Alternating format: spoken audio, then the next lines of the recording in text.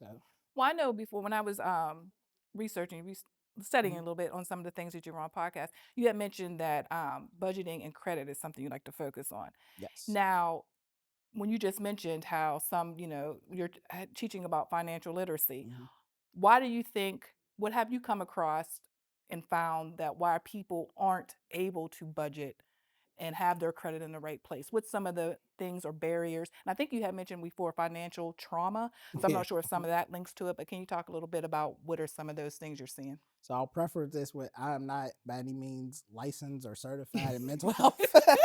Okay. However, I work with organizations that have people who are. So, Mhm, for instance, I'll shout out Still Smiling. One of my boys are executive director for the nonprofit that I sit on board for. mhm, Malik Potter works for them, and they talk a lot about mental health.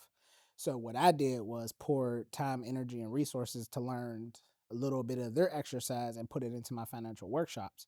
So back to your question, when it comes to people understanding that there are a lot of traumas when we grow up with money, as far as like how your parents taught you about money. Did they even talk to you about money? mhm, Were they intentional about showing you how money works? mhm, Like these are a lot of things people faced growing up, especially in adulthood, where it wasn't even talked about. You were staying in a child's place. You know, we ain't money don't grow on trees.